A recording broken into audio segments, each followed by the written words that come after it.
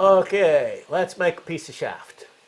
Why did we make it green? Well, green is one of the colors that's commonly used for 1018. And 1018 is just carbon steel. The 1 is basic carbon steel. 0 means there's no additives to it. If it was an 11, it would be 1,1. And then the 18 is 18/100% carbon. Now, the whole thing that we're getting at here, what I want to talk about is a piece that's hardened on the outside. And you will see this 118, 1018. Too much into welding rod in my mind for some reason. Anyway, 1018 is not used all that much for a shaft that has a hard place for rollers to run on it. Older stuff, it would be certain pins you'll find really hard on the outside. It'll be just 1018, nothing fancy, just extra carbon on the outside.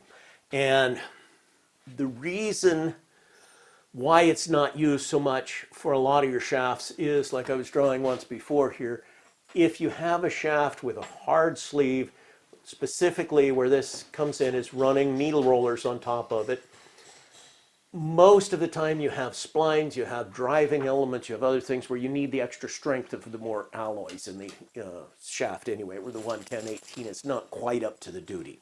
Now, 11018, we have a little bit of carbon here and there in the shaft. So when we go to make the outside of it hard, and this is why we need to have some idea and understand why there's the difference. To make it hard, it is going to be the carbides, the iron carbides in here that make it hard. And you can't have many iron carbides if you don't have much carbon. You can't get them. To get those, you have to quench the steel. Steel has to be quenched quickly. You have to heat it up, you have to quench it. So, what you'll do with this is you will put this in an atmosphere with lots of carbon around the outside of it. Generally, gas they use these days. Sometimes they will put, in the old days, it was bone, leather, and charcoal.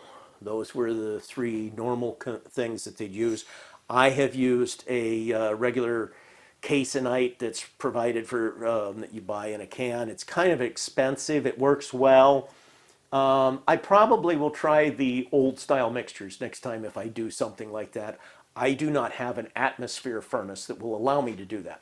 What you do while you heat this up to high temperature, and little by little that excess carbon goes into your steel.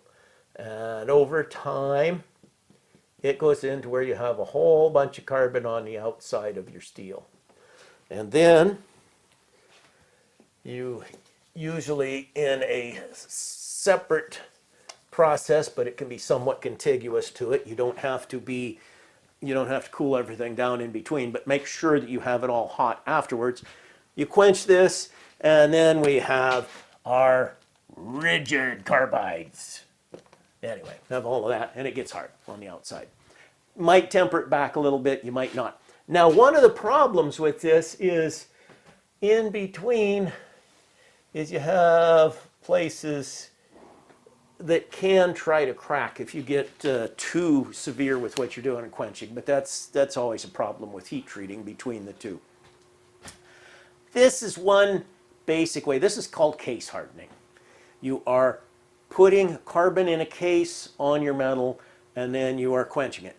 So if you have this as your situation and you want to fix this once that hard surface has worn down some, you really can't just come in here and weld it and make it good.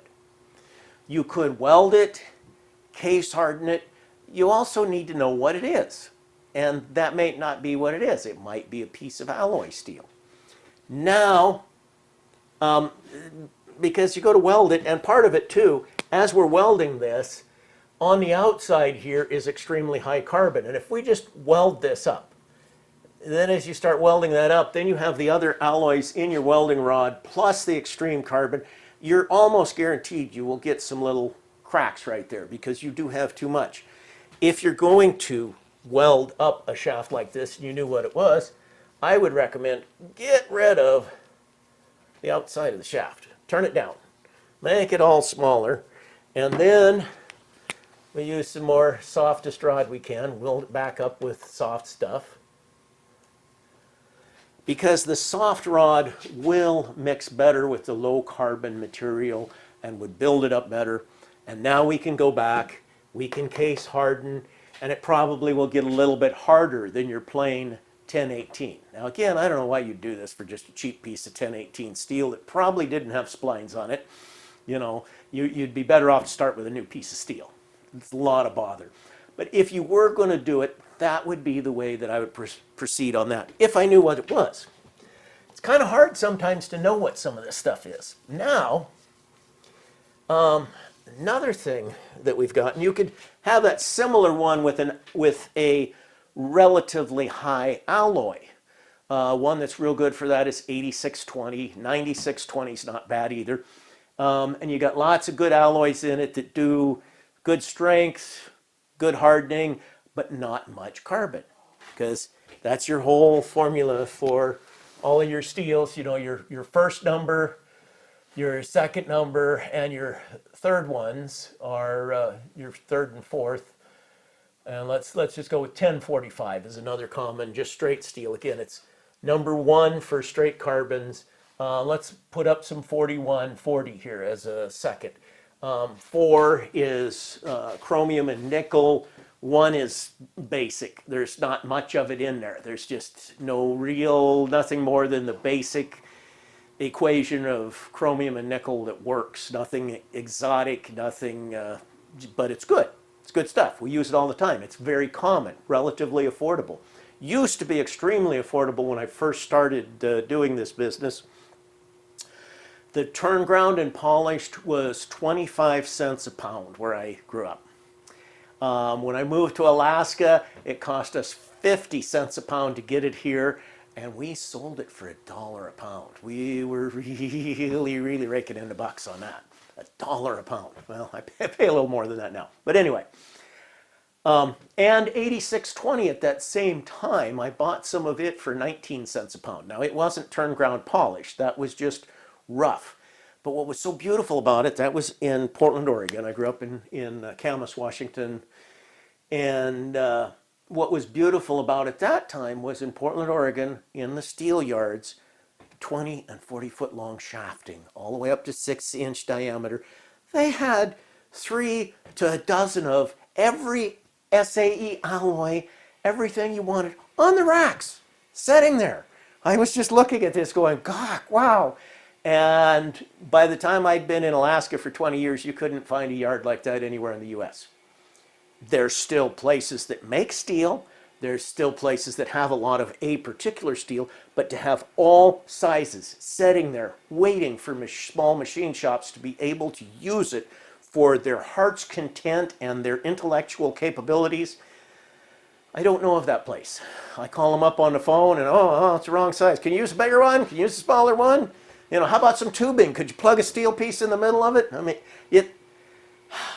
Anyway, so that is part of why we end up with 4140 a lot of the time today, where we would rather use other steels, because 4140 is kind of a go-to common steel that we use. I did quite a bit a while back with 6150. I don't remember all these numbers. We need to go through these at some time. But and the 6150 is a vanadium steel. It has some interesting properties, but it does a real good job of through hardening and good for wear parts. Also, as I'm doing this, there's another thing we need to mention here is like 52100, because same numbering system, but the 100 is a full 1% carbon. There are a few of them where you go over your in number. And I forget what the 5 class is, but 52100 is a common one for making. That's what a lot of your ball bearing races and balls are made out of. So I know that what it is, but I don't know the composition off the top of my head, what the 5 added. I know there's some guys out there that are more into it than me. We each have our things we remember, and I use books. I use books a lot. Okay, so now let's go back, and we're going to have our piece of, we might as well have 6150. And we're going to say that it's blue, even though it may not be, but a lot of your alloys, they do use blues, yellows, purples. It's like I say, you see, and that's something too. What color is it when you're out in a yard? They have color markings, and it was a beautiful system. Was it Bethlehem? I think it was Bethlehem used to have the books that we had years ago. One of them, anyway, one of the wasn't Carnegie. Anyway, different steel manufacturers, different yards use different colors. So you could go from one yard to another yard, and it's not 100% the same. So just because you see a color on a steel in a yard doesn't mean it's what it was in the other place you used to be. And it can be very sad and confusing at times. When you get a piece of steel in, the best thing, if you're a small shop, take both ends of it, steel stamp it, both ends. And get your guys, it's good to have paint that is for your shop or whatever, because you're going to probably order from multiple places. You're probably not going to order from one. When I've been in places where we ordered from one steel manufacturer all the time, it was great. We had a chart up there. This is the colors, this is what the steel is. Normally painted just on the ends. When we paint it here, we paint the whole bar. Because we may chop it up, we might miss stamping it, we're not perfect. And then once it has gone around the yard and you can kind of guess what it is, but it ends up being M1 or M2, and that's Mystery Steel 1 or Mystery Steel 2. 1 is kind of soft, 2 is sort of harder, we don't know. Though not to be confused with the tool making type steels of molybdenum 1 or molybdenum 2, because that's a whole different thing. Or machine 1, machine M2. Yeah, M2 is actually normally, oh, that's the thing with the high speed steels. Yes, no. M is not from, yeah. Anyway. The M's, the W's, because W is water cooling, but M is molybdenum. It's, yeah, all over the place. The numbers don't mean what you would think they would mean consistently, because a lot of that was proprietary stuff as it came on the market. Oh, and that's a good one too, is T1. T1. That was trademarked, I think it was by US Steel, and that was basically your alloy 100,000 PSI steel plate.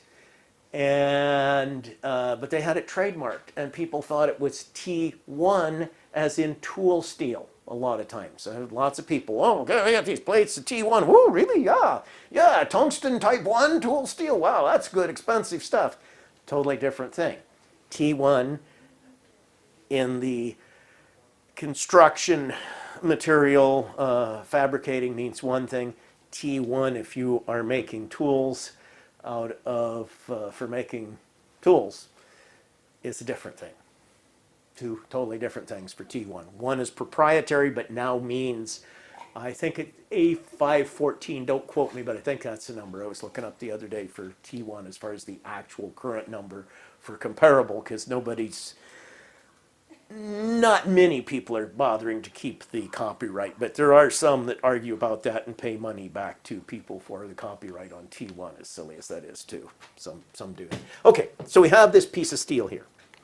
And this time, with our 6150, we got reasonable amount of carbon all the way through it.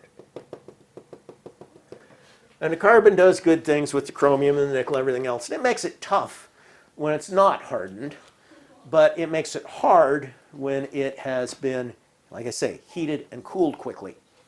Now, if we want to do the same thing where we only heat the outside of this, we got to heat it quick. Heating it quick, one way that you do that is with a flame. And with a flame, you heat it relatively quick. And so it heats up the outside, heats it on down here a ways, and then you quench it. And you'll get some hardness, but the hardness will it'll be harder. Well, there's always going to be variation, but it's going to be really hard here, and that's going to get a little bit less going to the middle, okay?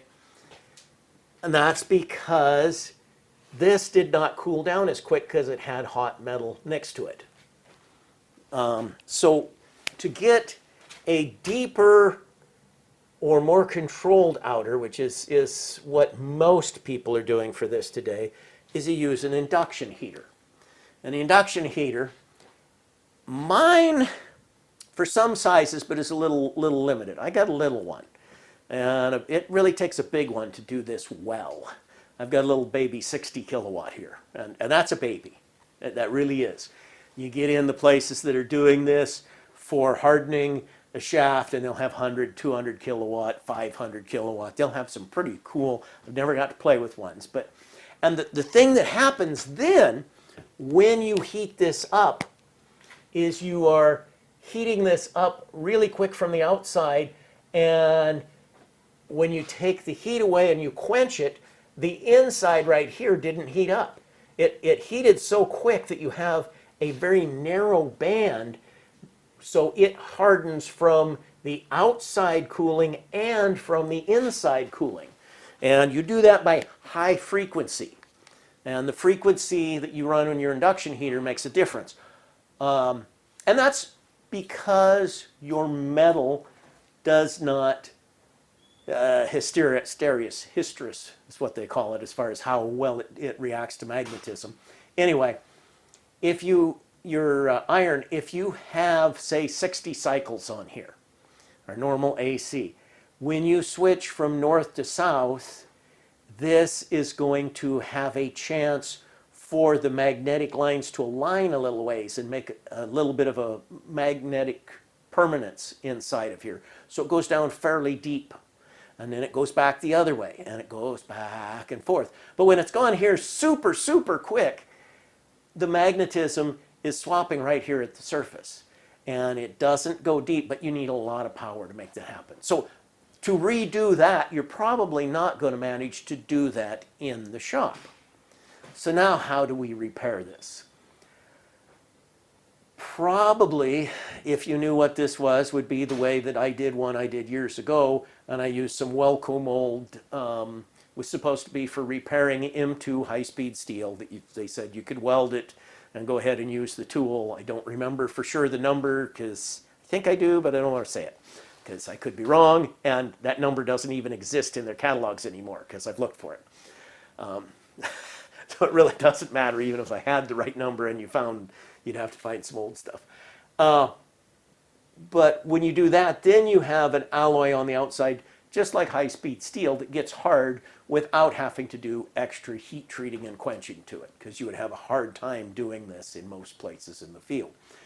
If it doesn't hurt if the shaft gets too hard, then you can go ahead and just heat it up and quench it as you would a regular through hardening, except we got to remember something else here too with this particular idea. Now that we're working on a shaft that was made out of 6150, it's no longer a piece of 1018 or a cheap thing that we could just throw it away. So we're back up here. We got splines right next to it. We heated this up, welded on it, did whatever we did to it. We just ruined our splines or compromised them. It's a very hard situation, very tough situation to come up with a really good repair for this, where you're going to repair this shaft, where you have that case on the outside that's hard, whether it is induction hardened, flame hardened, case hardened by the chemistry. Most of the time in the small shop, the thing to do, either the high end of it would be to make a whole new shaft for somebody. If you know what's going on, you know what it's doing, you might be able to make them a whole new shaft that would be adequate. But, and even at that, you might still, because you might still turn it down, put on a pre-hardened sleeve is a real good one. Or in some instances, you can just plain do away with the roller bearings that go to an aluminum bronze bushing instead of a roller bearing. And make sure you have extra oil flow for the bushing. And there was something else I was thinking about that was semi-important in here, or not. Oh, I know what I was going to say.